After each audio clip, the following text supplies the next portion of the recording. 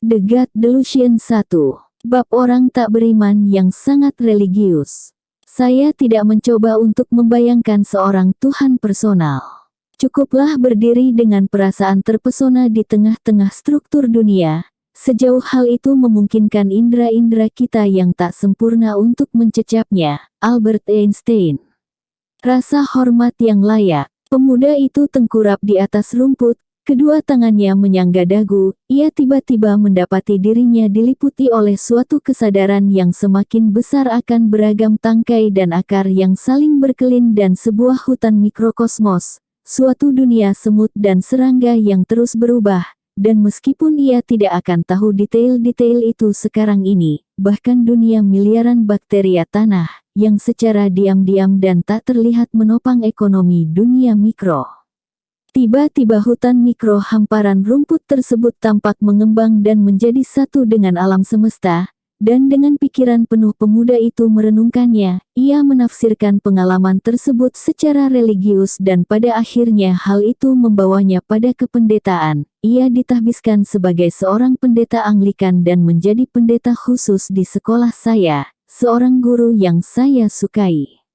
Terima kasih banyak kepada pendeta liberal yang sopan seperti dia sehingga tak ada seorang pun yang bisa mengatakan bahwa agama dicekokkan ke dalam tenggorokan saya.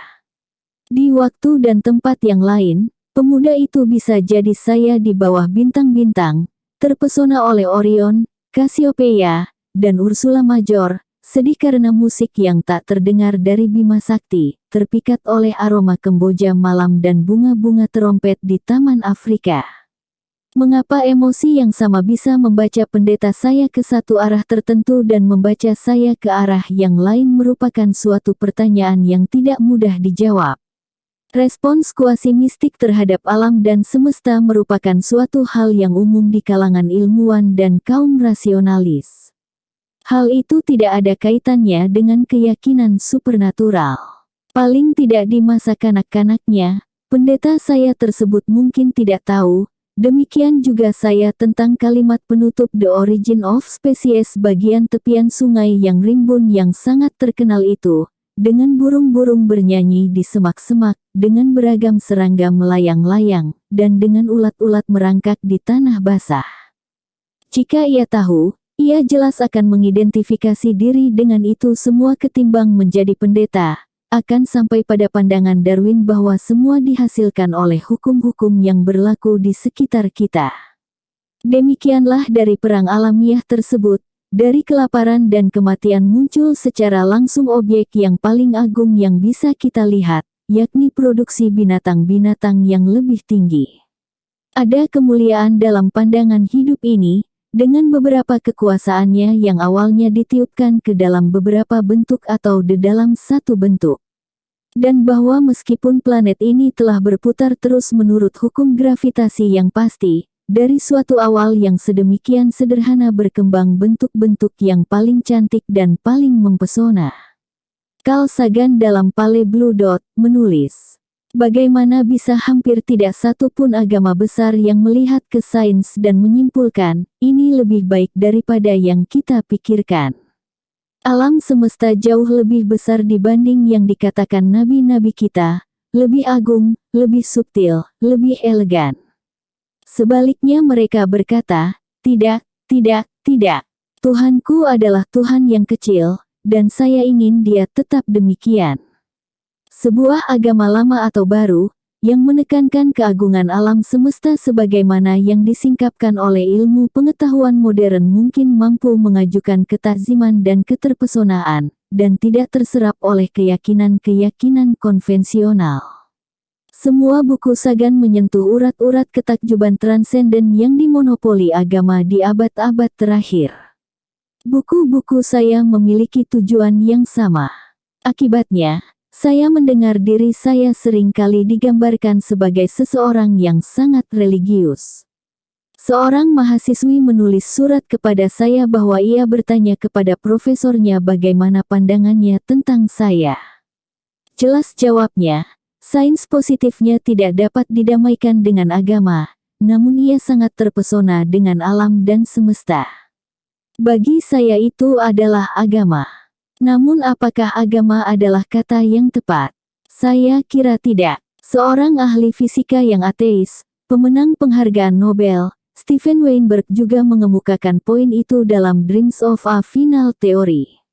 Sebagian orang memiliki pandangan tentang Tuhan yang sangat luas dan fleksibel sehingga dapat dipastikan bahwa mereka akan menemukan Tuhan dimanapun mereka mencarinya.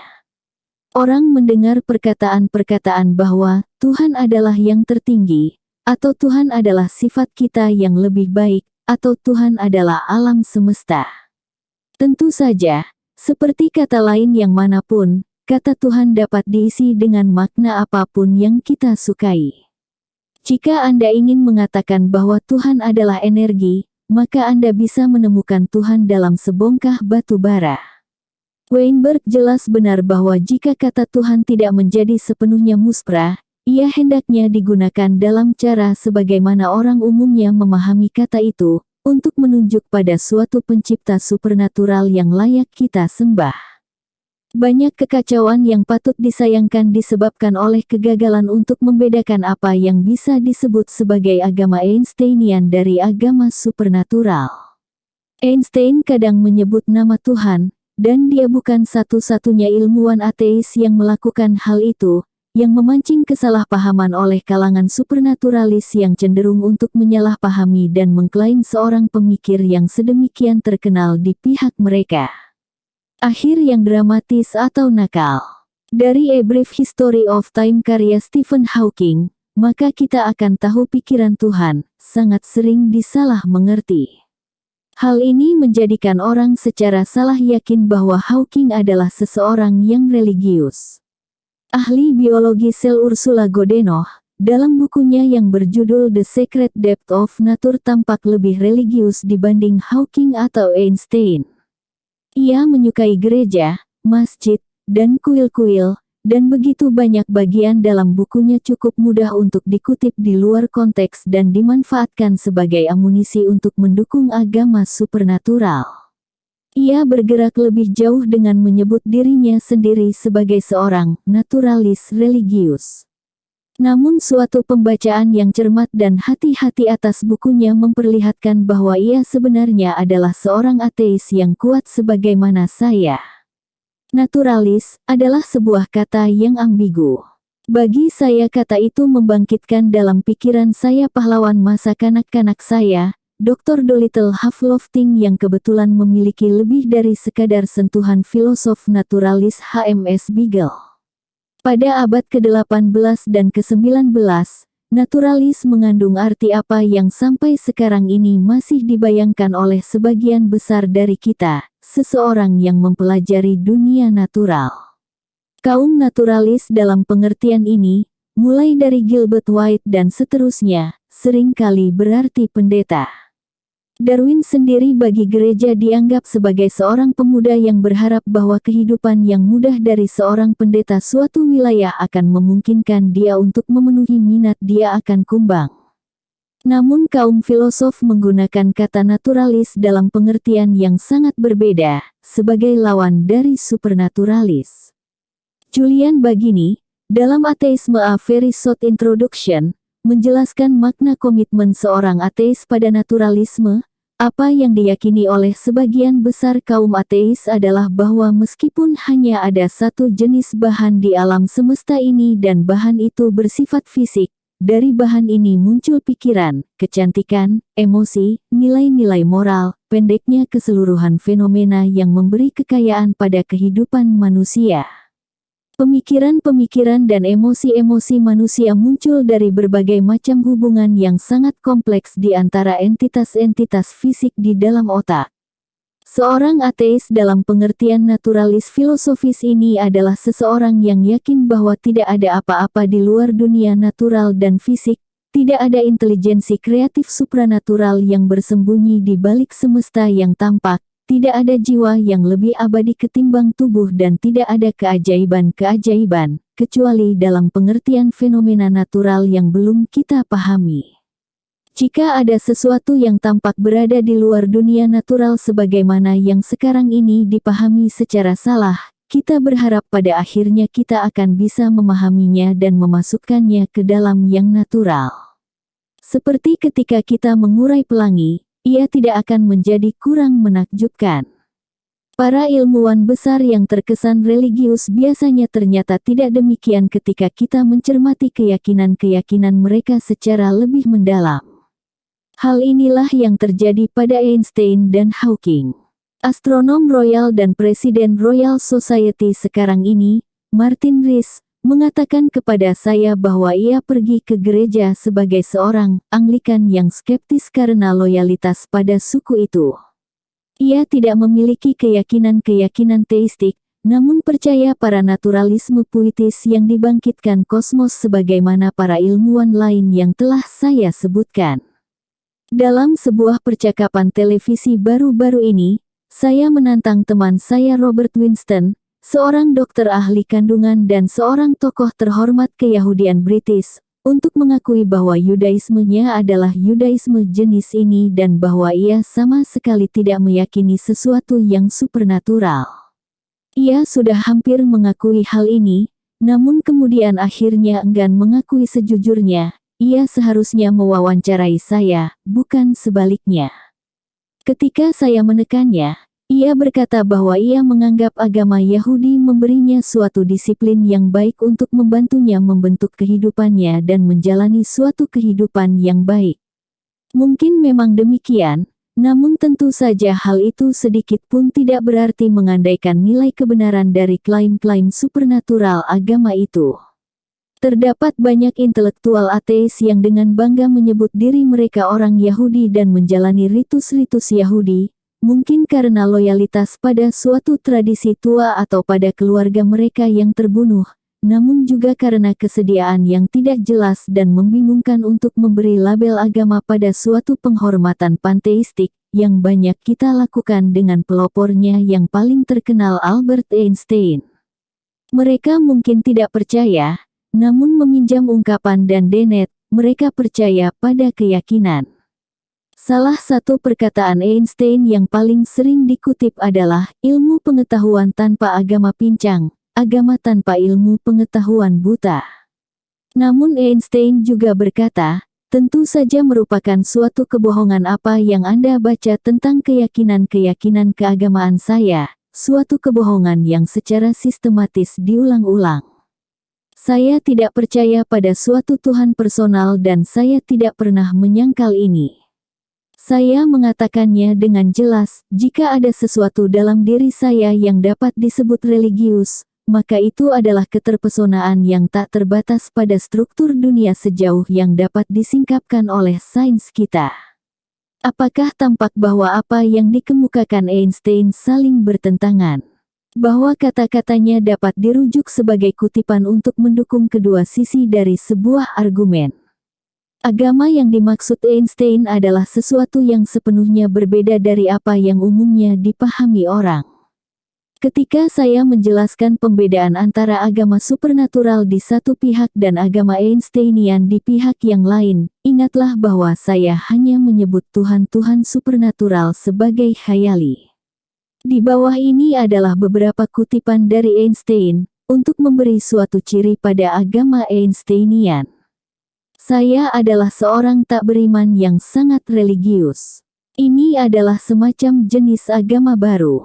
Saya tidak pernah melekatkan pada alam semesta suatu tujuan atau suatu arah, atau apapun yang dapat dipahami sebagai antropomorfis.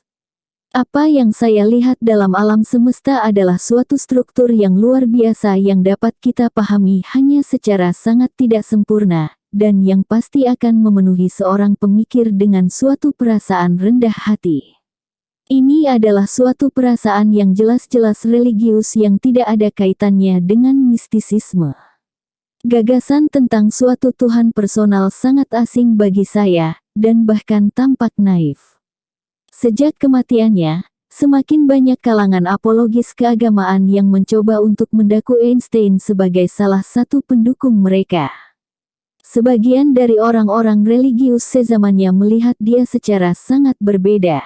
Pada 1940 Einstein membuat sebuah tulisan yang sangat terkenal yang membenarkan penyataannya bahwa saya tidak percaya pada suatu Tuhan personal. Pernyataan ini dan pernyataan-pernyataan lain yang serupa memancing suatu gelombang surat dari kalangan ortodoks keagamaan. Sebagian besar dari surat itu merujuk pada asal-usul Yahudi Einstein. Berbagai kutipan di bawah ini diambil dari buku Max Jammer yang berjudul Einstein and Religion yang juga merupakan sumber kutipan utama saya dari Einstein sendiri tentang masalah-masalah keagamaan.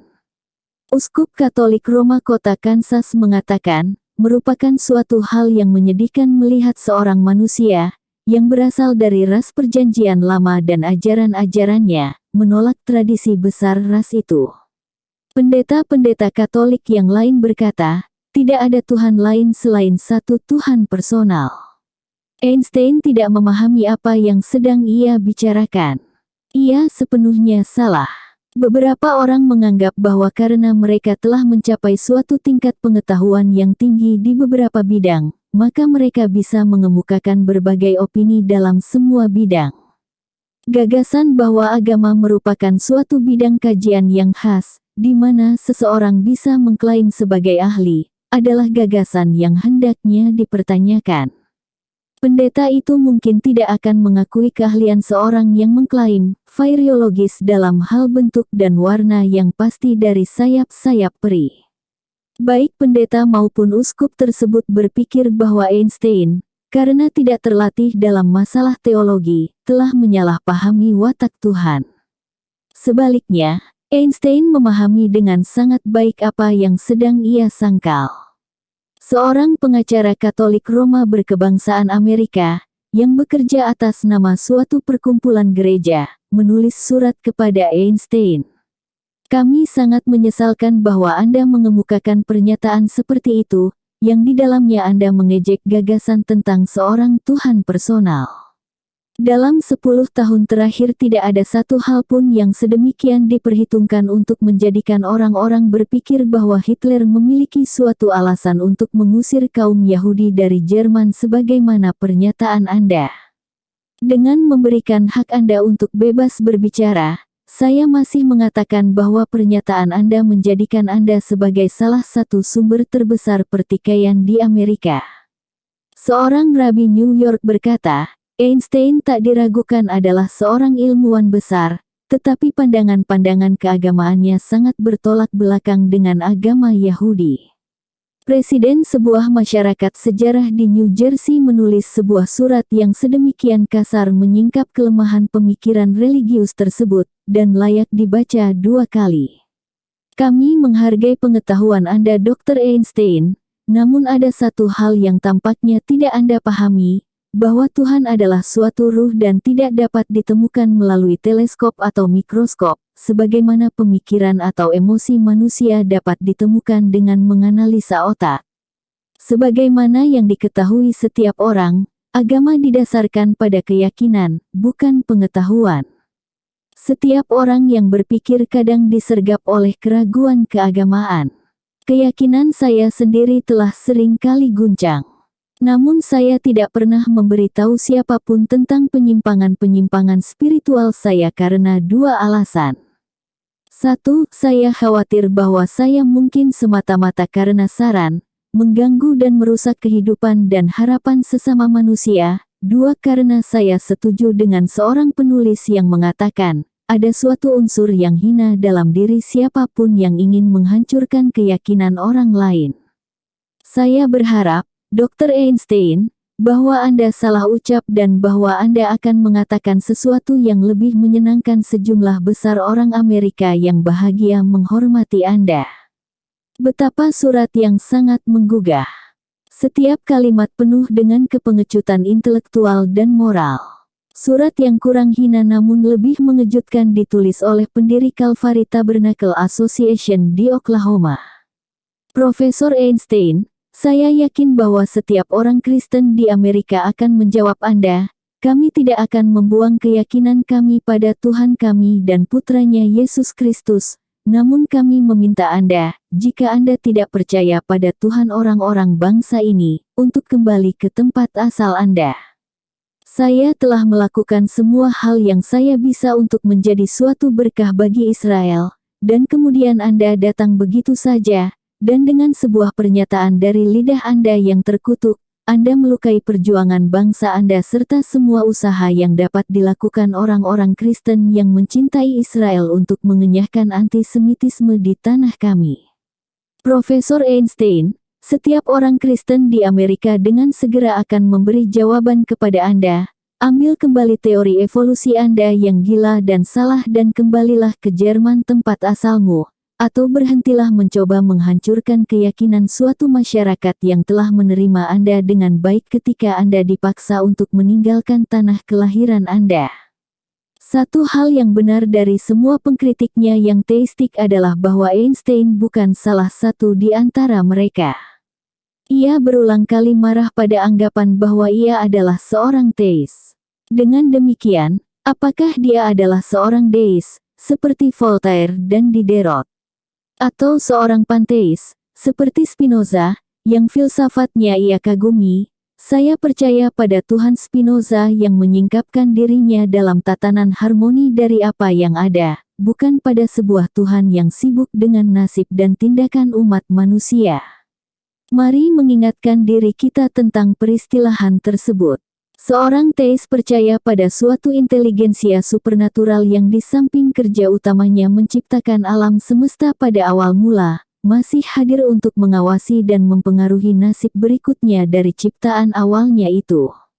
Dalam banyak sistem keyakinan teistik, ketuhanan tersebut sangat terlibat dalam berbagai persoalan manusia. Ia menjawab doa, memaafkan atau menghukum dosa-dosa, ikut campur di dunia dengan menghamparkan berbagai mukjizat, cerewet menyangkut perbuatan baik dan buruk, dan tahu kapan kita melakukan perbuatan-perbuatan itu, atau bahkan tahu kapan kita berpikir untuk melakukan perbuatan-perbuatan itu.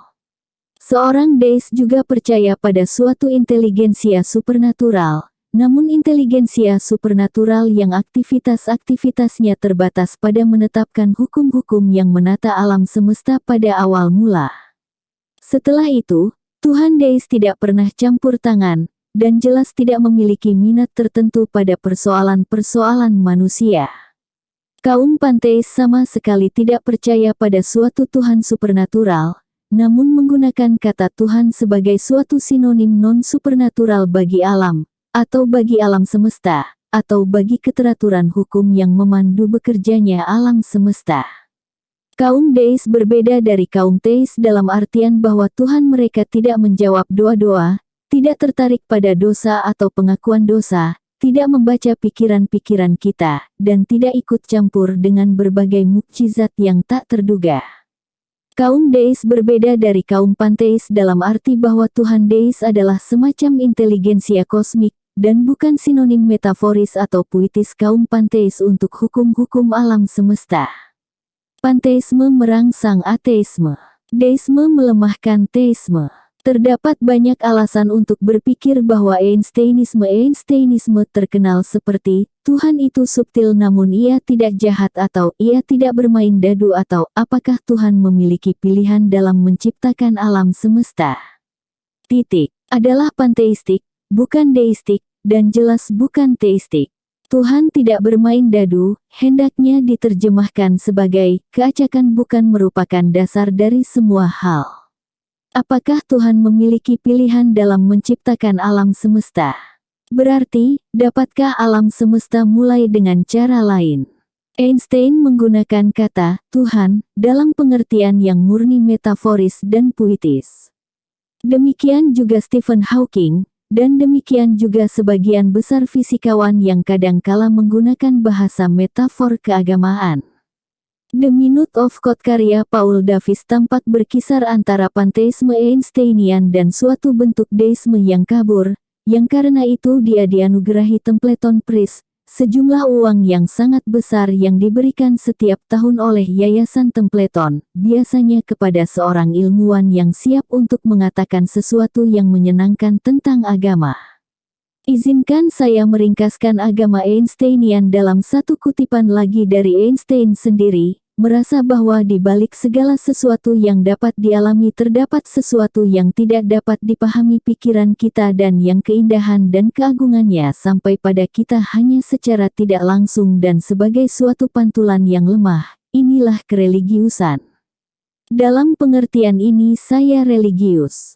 Dalam pengertian ini juga saya religius, dengan syarat bahwa tidak dapat dipahami, tidak harus berarti selamanya tidak dapat dipahami. Namun saya memilih untuk tidak menyebut diri saya religius karena hal ini menyesatkan. Hal ini amat sangat menyesatkan karena, bagi sebagian besar orang, agama mengandaikan sesuatu yang supernatural. Carl Sagan mengemukakan hal ini dengan baik. Jika dengan Tuhan seseorang bermaksud mengatakan serangkaian hukum fisik yang memandu alam semesta, maka jelas terdapat Tuhan seperti itu. Tuhan ini secara emosional tidak memuaskan, tidak masuk akal untuk berdoa kepada hukum gravitasi. Lucunya, poin terakhir Sagan tersebut dianggap oleh pendeta Dr. Fulton J. Sheen, seorang profesor di Universitas Katolik Amerika, sebagai suatu bagian dari serangan keras terhadap penolakan Einstein akan Tuhan personal pada 1940 tersebut.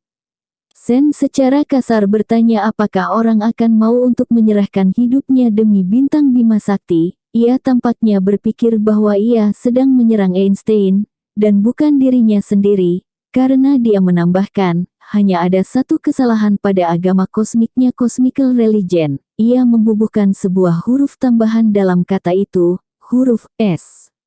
Tidak ada yang menggelikan komikal pada keyakinan-keyakinan Einstein. Meskipun demikian, saya berharap bahwa para ahli fisika berhenti menggunakan kata Tuhan dalam pengertian metaforisnya yang khusus. Tuhan metaforis atau panteistik dari kaum fisikawan amat sangat berbeda dari Tuhan Injil, Tuhan para pendeta, para mullah, para rabi, dan Tuhan dalam pengertian umum yang intervensionis, membangkitkan mukjizat, membaca pikiran, menghukum dosa, dan menjawab doa. Secara sadar mencampur-adukkan keduanya, menurut saya, merupakan suatu tindak pengkhianatan intelektual tingkat tinggi. Penghormatan yang tak layak. Judul buku saya, The God Delusion, tidak merujuk pada Tuhan Einstein dan Tuhan para ilmuwan lain yang tercerahkan di bagian sebelumnya. Itulah sebabnya mengapa saya perlu membahas agama Einsteinian di permulaan buku ini. Judul itu sangat mungkin membingungkan.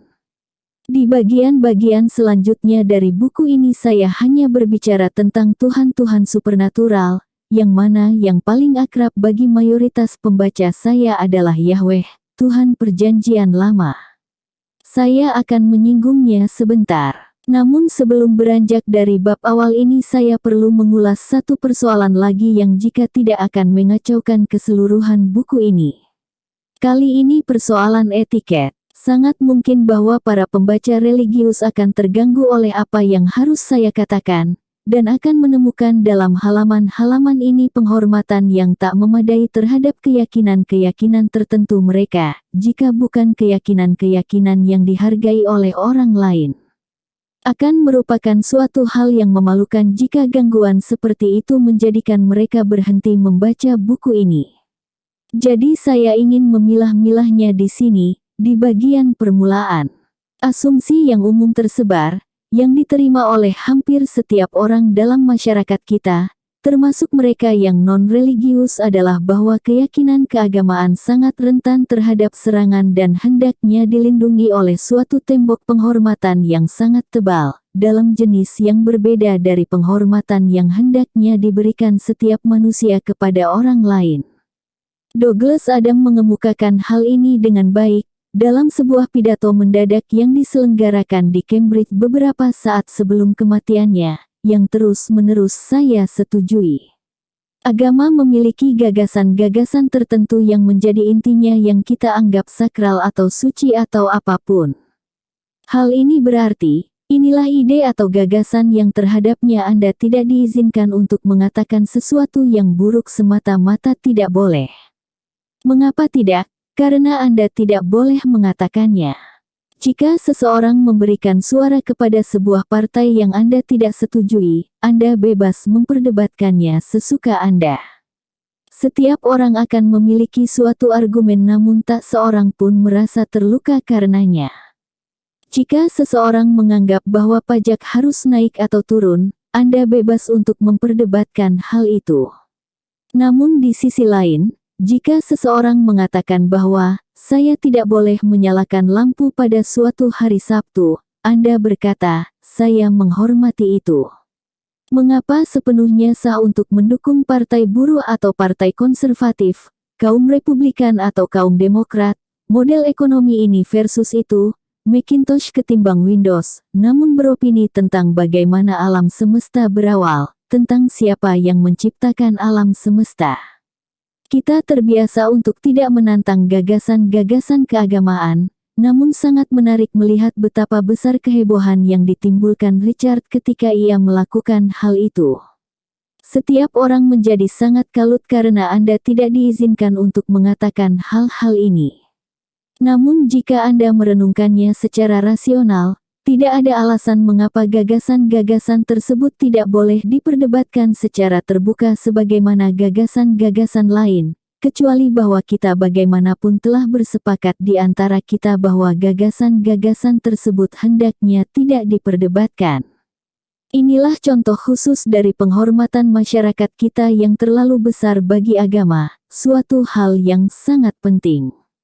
Tak diragukan, alasan-alasan yang paling mudah untuk mendapatkan status anti-wajib militer dalam masa perang bersifat keagamaan. Anda bisa merupakan seorang filosof moral yang brilian dengan suatu tesis doktoral pemenang penghargaan yang menghuraikan kejahatan-kejahatan perang. Meskipun demikian Anda masih mengalami kesulitan karena suatu dewan wajib militer yang menilai klaim Anda sebagai orang yang anti-wajib militer. Namun jika Anda bisa mengatakan bahwa salah satu atau kedua orang tua Anda adalah seorang Quaker maka Anda akan lolos dengan mudah, meskipun Anda sama sekali tidak artikulatif atau menguasai teori pasifisme atau Quakerisme itu sendiri. Pada titik spektrum yang berlawanan dari pasifisme, kita memiliki suatu keengganan untuk menggunakan nama-nama religius bagi faksi-faksi yang sedang berperang. Di Irlandia Utara, kalangan Katolik dan Protestan diharuskan menjadi kaum nasionalis dan kaum loyalis. Kata agama-agama itu sendiri dipermak menjadi komunitas-komunitas, sebagaimana dalam peperangan antar komunitas. Irak sebagai akibat dari invasi Anglo-Amerika pada 2003, terpuruk ke dalam perang saudara sektarian antara umat Islam Sunni dan Syiah. Jelas merupakan suatu konflik keagamaan. Namun dalam surat kabar The Independent tanggal 20 Mei tahun 2006, kepala berita di halaman depan dan artikel utama surat kabar itu menggambarkannya sebagai pembersihan etnis. Etnis dalam konteks ini merupakan suatu eufemisme yang lain. Apa yang kita saksikan di Irak adalah pembersihan keagamaan. Penggunaan awal frase pembersihan etnis di bekas Yugoslavia juga jelas merupakan suatu eufemisme bagi pembersihan keagamaan, yang mencakup orang-orang Serbia Ortodoks, orang-orang Kroasia Katolik, dan warga Muslim Bosnia. Saya sebelumnya telah memberikan perhatian pada keistimewaan agama dalam berbagai diskusi publik tentang etika di media dan pemerintahan. Kapanpun suatu kontroversi muncul dalam hal moralitas seksual atau reproduktif, Anda dapat bertaruh bahwa para pemimpin keagamaan dari beberapa kelompok keagamaan yang berbeda akan dihadirkan dalam komite-komite yang berpengaruh, atau dalam berbagai diskusi panel di radio atau televisi. Saya tidak menyarankan bahwa kita hendaknya bergerak untuk menyensor pandangan-pandangan orang-orang ini. Namun mengapa masyarakat kita sering kali mendatangi pintu mereka, seolah-olah mereka memiliki suatu keahlian yang dapat dibandingkan dengan seorang filosof moral, seorang pengacara keluarga, atau seorang dokter. Berikut ini adalah suatu contoh aneh yang lain tentang pengistimewaan agama. Pada tanggal 21 Februari tahun 2006, Mahkamah Agung Amerika Serikat memerintahkan bahwa sebuah gereja di New Mexico harus dibebaskan dari suatu undang-undang yang harus dipatuhi oleh semua orang yang lain, karena menggunakan obat-obatan halusinogenik. Para anggota setia Centro Espírita Beneficente União do Vegetal percaya bahwa mereka dapat memahami Tuhan hanya dengan meminum teh hoaska, yang mengandung obat halusinogenik dimetiltriptamin yang ilegal. Lihatlah bahwa mereka cukup mengatakan bahwa mereka percaya obat-obatan itu meningkatkan pemahaman mereka. Mereka tidak harus memberikan bukti-bukti. Sebaliknya, terdapat begitu banyak bukti bahwa kanabis meringankan penyakit nausea dan kesakitan para penderita kanker yang sedang menjalani kemoterapi. Namun Mahkamah Agung pada 2005 menitahkan bahwa semua pasien yang menggunakan kanabis untuk tujuan medis bisa dikenai hukuman federal, bahkan di negara-negara bagian kecil di mana penggunaan khusus tersebut dilegalkan. Agama jelas merupakan suatu kartu truf. Bayangkan para anggota sebuah masyarakat apresiasi seni mengajukan permohonan di pengadilan bahwa mereka percaya mereka memerlukan suatu obat-obatan halusinogenik untuk meningkatkan pemahaman mereka akan lukisan-lukisan impresionis atau surrealis. Namun, ketika sebuah gereja mengklaim kebutuhan yang seperti itu, ia didukung oleh pengadilan tertinggi di negeri ini. Demikianlah kekuatan agama sebagai suatu azimat. 17 tahun yang lalu, saya adalah salah seorang 36 penulis dan seniman yang didanai oleh majalah New Statesman untuk membuat tulisan yang mendukung pengarang terkenal, Salman Rushdie, yang waktu itu dijatuhi hukuman mati karena menulis sebuah novel. Marah karena simpati bagi luka dan serangan terhadap Muslim yang dikemukakan oleh para pemimpin Kristen dan bahkan beberapa pembuat opini sekular, saya menulis kalimat-kalimat berikut ini. Jika para pendukung apartheid memiliki akal, mereka akan mengklaim bahwa mengizinkan percampuran ras bertentangan dengan agama mereka. Sebagian besar dari oposisi tersebut dengan hormat akan menarik diri perlahan-lahan. Dan tidak ada gunanya bahwa mengklaim bahwa ini merupakan suatu paralel yang tidak fair karena apartheid sama sekali tidak memiliki pembenaran rasional. Keseluruhan poin utama dari keyakinan keagamaan, keutamaan dan keagungan utamanya, adalah bahwa ia tidak didasarkan pada pembenaran rasional. Sebagian besar dari kita diharapkan untuk mempertahankan prasangka-prasangka kita. Namun mintalah pada seseorang yang religius untuk memberikan alasan bagi keyakinan mereka, dan Anda melanggar kebebasan keagamaan. Sedikit yang saya tahu bahwa sesuatu yang sangat mirip akan muncul di abad ke-21. Los Angeles Times tanggal 10 April tahun 2006 melaporkan bahwa banyak kelompok Kristen di kampus-kampus di sekitar Amerika Serikat menggugat universitas-universitas mereka karena memberlakukan aturan-aturan anti-diskriminasi, termasuk larangan untuk mengganggu atau menghujat kaum homoseksual. Sebagai suatu contoh yang khas, pada 2004 James Nixon, seorang pemuda berusia 12 tahun di Ohio, memenangkan hak di pengadilan untuk mengenakan sebuah kaos ke sekolah yang bertuliskan, homoseksualitas adalah suatu dosa, Islam adalah suatu kebohongan, aborsi adalah suatu pembunuhan. Beberapa persoalan jelas hitam dan putih. Sekolah tersebut memberitahu dia untuk tidak mengenakan kaos tersebut, dan pemuda itu dan orang tua mereka menggugat sekolah tersebut. Orang tua tersebut mungkin mengajukan suatu kasus yang netral jika mereka mendasarkannya pada jaminan kebebasan berbicara dalam amandemen pertama. Namun jelas mereka tidak bisa, karena kebebasan berbicara diandaikan tidak mencakup penyebaran kebencian. Namun kebencian hanya perlu membuktikan bahwa ia religio, dan ia tidak lagi dianggap sebagai suatu kebencian. Jadi, ketimbang kebebasan berbicara, para pengacara Nixon tersebut merujuk pada hak konstitusional atas kebebasan beragama. Tuntutan hukum yang mereka menangkan tersebut didukung oleh Lions Defense Fund of Arizona, yang urusannya adalah menekan pertarungan sah untuk kebebasan beragama. Pendeta Rick Scarborough, yang mendukung gelombang tuntutan hukum Kristen serupa yang diajukan untuk meneguhkan agama sebagai suatu pembenaran legal bagi diskriminasi terhadap kaum homoseksual dan kelompok-kelompok lain, menyebutnya sebagai perjuangan hak-hak sipil abad ke-21. Umat Kristen harus mengambil sikap terhadap hak untuk menjadi seorang Kristen. Sekali lagi, jika orang-orang seperti itu mengambil sikap dalam hal hak atas kebebasan berbicara, seseorang mungkin akan enggan bersimpati. Namun bukan itu masalahnya. Kasus hukum yang mendukung diskriminasi terhadap kaum homoseksual tersebut dibingkai sebagai suatu gugatan balasan terhadap apa yang dianggap diskriminasi keagamaan. Dan hukum tersebut tampaknya menghormati hal ini. Anda tidak dapat dengan seenaknya mengatakan, jika Anda mencoba menghalangi saya mengganggu kaum homoseksual, maka hal itu melanggar kebebasan berprasangka saya. Namun Anda dapat dengan seenaknya mengatakan, hal itu melanggar kebebasan beragama saya. Jika Anda memikirkannya, apa perbedaannya? Sekali lagi, agama mentruf semua hal.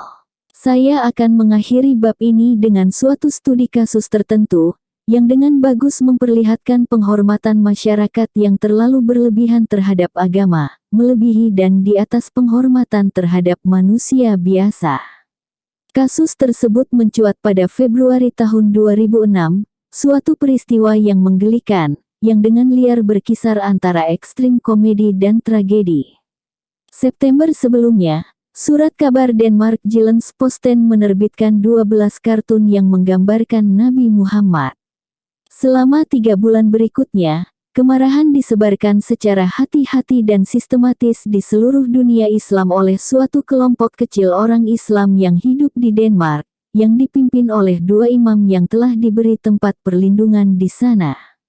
Pada akhir 2005 para eksil yang berhati dengki ini melakukan perjalanan dari Denmark ke Mesir dengan membaca sebuah selebaran, yang kemudian diperbanyak dan diedarkan ke seluruh dunia Islam, termasuk Indonesia. Selebaran itu memuat berbagai kebohongan tentang dugaan perlakuan sewenang-wenang terhadap umat Islam di Denmark, dan suatu kebohongan yang tendensius bahwa Jyllands-Posten merupakan suatu surat kabar yang didanai pemerintah. Selebaran itu juga memuat ke-12 kartun tersebut, dan para imam tersebut juga menambahkan 3 gambar lain yang asal-usulnya tidak diketahui namun jelas tidak ada kaitannya dengan Denmark. Tidak seperti ke-12 gambar awal tersebut, ketiga gambar yang ditambahkan ini sangat ofensif, atau memang demikian halnya sebagaimana yang diduga oleh para propagandis itu, gambar-gambar tersebut melukiskan Muhammad. Dari ketiga gambar ini, salah satu gambar yang paling membahayakan bukan kartun sama sekali, melainkan sebuah foto yang difaks yang menggambarkan seseorang berjenggot yang mengenakan moncong babi palsu. Beberapa waktu kemudian diketahui bahwa foto itu merupakan foto milik Associated Press yang menggambarkan seorang Prancis yang sedang mengikuti kontes dengkingan babi dalam sebuah perayaan di Prancis. Foto tersebut sama sekali tidak ada kaitannya dengan Nabi Muhammad, tidak ada hubungannya dengan Islam, dan tidak ada hubungannya dengan Denmark. Namun para aktivis Muslim, dalam pawai mereka yang rusuh menuju Kairo, menganggap ketiga hubungan itu ada dan akibat-akibatnya dapat ditebak. Luka dan serangan yang dipupuk dengan hati-hati itu akhirnya meledak 5 bulan setelah ke-12 kartun itu dimuat. Para demonstran di Pakistan dan Indonesia membakar bendera-bendera Denmark, dari mana mereka mendapatkan bendera-bendera itu. Dan berbagai tuntutan yang sangat keras diserukan kepada pemerintah Denmark agar meminta maaf. Meminta maaf untuk apa? Mereka tidak menggambar kartun-kartun itu, atau menerbitkannya. Warga Denmark hanya hidup dalam sebuah negara yang memiliki kebebasan pers, suatu hal yang mungkin oleh orang-orang di banyak negara Islam sulit untuk dipahami. Surat kabar di Norwegia, Jerman, Prancis, dan bahkan di Amerika Serikat, namun jelas tidak di Britania, mencetak kembali kartun-kartun itu sebagai langkah solidaritas terhadap Jyllands-Posten, yang semakin memperbesar api kemarahan tersebut. Kantor-kantor kedutaan besar dan kantor-kantor konsulat dirusak, barang-barang Denmark diboikot, warga negara Denmark dan orang-orang Barat pada umumnya diancam secara fisik.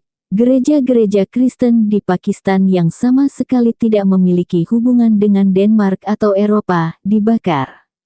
9 orang terbunuh ketika para perusuh Libya menyerang dan membakar kantor konsulat Italia di Benghazi. Sebagaimana yang ditulis oleh Germain Greer, apa yang sungguh-sungguh dicintai dan dilakukan dengan sangat baik oleh orang-orang ini adalah huru-hara. Hadiah $1 juta diberikan kepada orang yang berhasil membunuh kartunis Denmark itu oleh seorang imam Pakistan, yang tampaknya tidak tahu bahwa ada 12 kartunis Denmark yang berbeda, dan hampir pasti tidak tahu bahwa ketiga gambar yang paling ofensif itu sama sekali tidak pernah muncul di Denmark, dan bagaimanapun, dari mana uang 1 juta itu berasal. Di Nigeria, orang-orang Islam yang melakukan protes terhadap kartun-kartun Denmark tersebut membumi hanguskan beberapa gereja Kristen, dan menggunakan golok untuk menyerang dan membunuh orang-orang Kristen kulit hitam Nigeria di jalan-jalan. Seorang Kristen ditaruh di dalam sebuah ban karet, disiram bensin dan dibakar. Para demonstran yang tertangkap kamera di Inggris menggelar spanduk-spanduk yang berbunyi, "Bunuh orang-orang yang menghina Islam, sembelih orang-orang yang mengejek Islam, Eropa, kau akan mendapatkan balasan." Penghancuran akan terjadi dan jelas tanpa ironi, penggal orang-orang yang mengatakan bahwa Islam adalah agama kekerasan. Setelah semua peristiwa ini, wartawan Andrew Mueller mewawancarai seorang Muslim moderat Inggris terkemuka, Sir Iqbal Sakrani. Berdasarkan standar-standar Islam sekarang ini mungkin ia moderat, namun dalam ulasan Andrew Mueller ia masih memegang kata-kata yang ia buat ketika Salman Rushdie difatwa mati karena menulis sebuah novel. Kematian mungkin terlalu mudah baginya, suatu pernyataan yang membuatnya sangat bertentangan dengan pendahulunya yang sangat berani, almarhum Dr. Zaki Badawi, seorang Muslim Inggris yang paling berpengaruh, yang menawari Salman Rushdie tempat berlindung di rumahnya sendiri. Sakrani berkata kepada Mueller betapa prihatinnya dia pada kartun-kartun Denmark tersebut. Mueller juga prihatin, namun karena alasan yang berbeda, saya prihatin bahwa reaksi yang menggelikan dan tak sepantasnya terhadap beberapa sketsa yang tak lucu dalam sebuah surat kabar Skandinavia yang tak jelas tersebut mungkin menegaskan bahwa Islam dan Barat pada dasarnya tidak dapat didamaikan.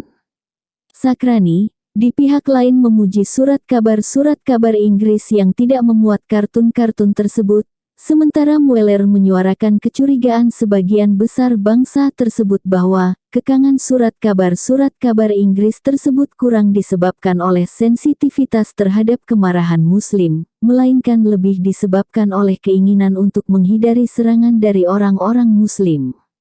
Sakrani menjelaskan bahwa sosok Nabi Muhammad, sholawat dan salam baginya, sangat dipuja di dunia Muslim, dengan cinta dan kasih sayang yang tidak dapat dijelaskan dengan kata-kata. Hal itu melebihi orang tua Anda, orang-orang yang Anda kasihi, anak-anak Anda. Itu adalah bagian dari keyakinan. Juga ada ajaran Islam yang menyatakan bahwa orang tidak boleh menggambarkan sosok sang Nabi. Menurut Mueller, hal ini malah mengandaikan bahwa nilai-nilai Islam menurut semua hal yang lain. Ini merupakan suatu hal yang diasumsikan oleh setiap penganut Islam, sebagaimana para penganut agama apapun yakin bahwa agama mereka merupakan satu-satunya jalan, kebenaran, dan cahaya. Jika orang ingin mencintai seorang pendakwah abad ke-7 lebih dibanding keluarga mereka sendiri, itu terserah mereka. Namun tak seorang pun yang lain diwajibkan menganggapnya serius. Kecuali jika Anda tidak menganggapnya serius dan memberinya penghormatan yang pantas, Anda terancam secara fisik, dalam suatu tingkat yang tidak diinginkan agama lain sejak abad pertengahan.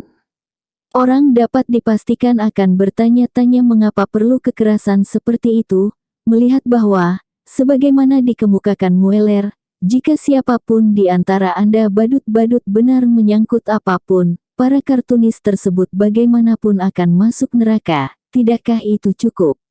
Sementara itu, jika Anda ingin menjadi senang menyangkut penghinaan-penghinaan terhadap orang Islam, baca laporan-laporan Amnesty Internasional tentang Syria dan Arab Saudi. Banyak orang melihat kontras antara kesakitan, histeris yang disuarakan oleh orang-orang Islam dan begitu mudahnya media Arab menerbitkan kartun-kartun stereotipikal anti-Yahudi.